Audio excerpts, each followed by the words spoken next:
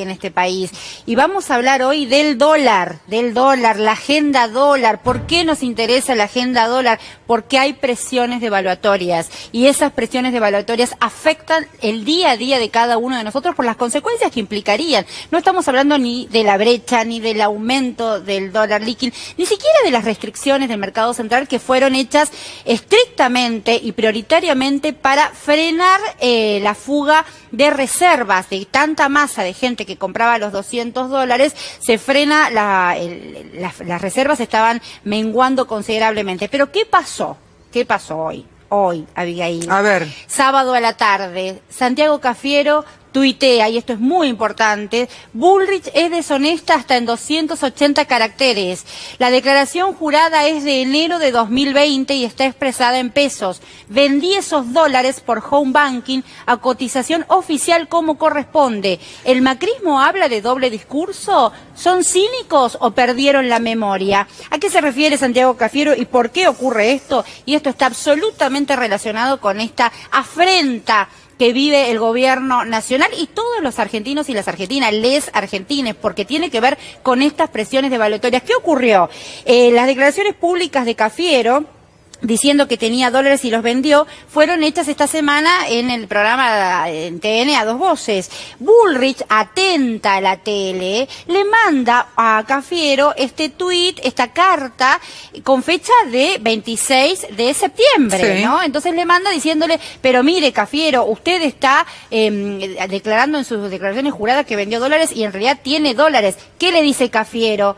Que es de 2019, que es una declaración de jurada del año pasado, que él ya vendió esos dólares y los especificó. Bueno, esta afrenta, que no pasa más de la anécdota si no tuviera que ver con las connotaciones que tiene que ver con lo que está ocurriendo en la Argentina con el dólar. Pero con el dólar, a ver, quiero ser muy específica en esto, no estoy hablando técnicamente del dólar, no estoy hablando del modo en que ahorra la clase media, estoy hablando de las presiones de devaluación que vive el gobierno nacional. ¿Quiénes presionan? Bueno, presionan las empresas, algunas empresas que financiaban con el dólar, pagaban deuda en dólares, especulando con el encarecimiento del tipo cambiario y presionan sobre el tipo cambiario. ¿Quiénes presionan? Presionan también el sector agroexportador, y aquí tenemos una data dura importante que tiene que ver con las empresas. Y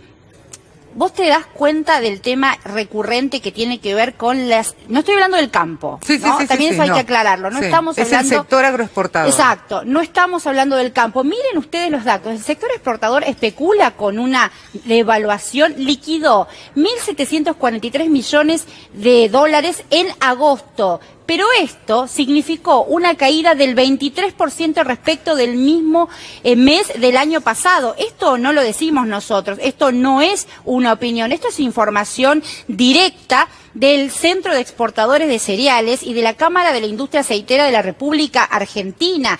La caída interanual en el periodo enero-agosto fue del 12,2%. Estos datos, que insisto, son datos oficiales, datos duros de las empresas que registran el nivel de exportaciones, ¿de qué habla? Del eterno problema que tiene la Argentina con el sector agroexportador, que tiene que ver con retener esa necesaria entrada de dólares. ¿Dónde los retienen? ¿En los silos? ¿Por qué los retienen? Te cuento que el gobierno mira con atención esta retención de exportaciones, de liquidar los cereales del sector agroexportador. Entiende la necesidad de reserva del valor del productor, pero insisto, acá, como siempre, no estamos hablando de esa porción del sector productivo del campo que necesita ver cómo mantiene la cotización y la capitalización de su renta. Estamos hablando de ese pool de exportadores que siempre tensionan con el tipo de cambio. Las tensiones sobre el tipo de cambio, ¿cómo inciden? Usted dirá, ¿y qué tiene que ver con mi día a día? ¿Qué tiene que ver con mi vida? No, un montón. Claro.